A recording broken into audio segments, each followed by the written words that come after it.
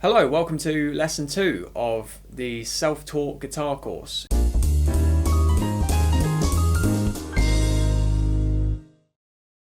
In this lesson, I'll be covering finger pain for beginners, one finger chords, two finger chords, and how to play an A chord two different ways. Okay, first thing to cover, finger pain for beginners. If you've never played guitar before, when you first start pushing down on the strings, it's going to hurt. If you actually want to learn how to play guitar, you're going to have to get through that pain barrier, but I promise it only hurts for like a week or maybe 2 weeks, depending on how frequently you're playing.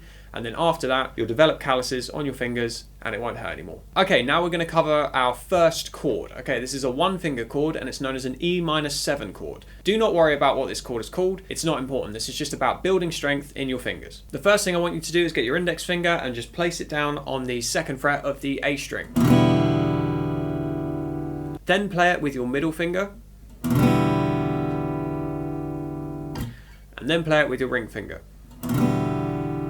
This will build strength evenly in all three of your fingers without you having to worry about stretching your fingers to play other chords. Okay, the next chord is a two finger chord and you're going to play this using your index finger and your middle finger. This chord is called E minor.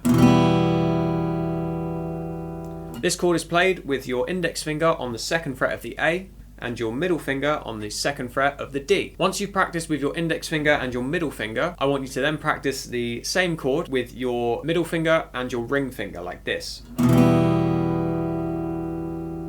Like I said, same again, this is just building strength in your fingers and you getting used to the fretboard. Okay, the next chord is an A chord. Now, this is a little bit of a step up from the last two, so only move on to this next chord once you're comfortable playing the E minor and the E-7. For this chord, we're going to use a technique called barring. If I was to say I'm going to bar a fret, that basically means I'm going to use one finger to cover all the strings on one fret. But in this case, to play the A chord, you just need to bar the D, G, and B string. So you want to play your A chord with one finger like this. What's very important is to just get your thumb behind the neck of the guitar to give yourself some leverage to push down on. This is going to hurt quite a lot if you've never played guitar before, it just is. But barring strings is such a vital technique, this will definitely benefit you long term and I promise that it's worth it. Once you're comfortable playing the A chord with one finger like this, you can challenge yourself and try and play it with three fingers. Playing it with three fingers, you want to get your middle finger on the second fret of the D string, your index finger on the second fret of the G string, and your ring finger on the second fret of the B string. This is a very important chord and playing it like this is hugely beneficial and definitely worth learning.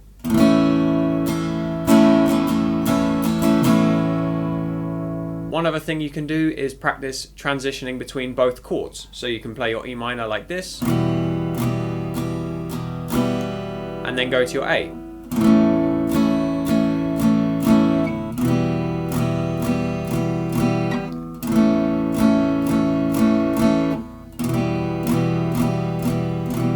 Transitioning between chords is pretty much the fundamental thing people do on guitar. So it's very important to learn and keep practicing and remain resilient. You've got to play through the pain if you want to learn guitar. Okay, that's the end of lesson 2. In the next lesson, I will be breaking down what a note is, what a scale is, and the chords in C major.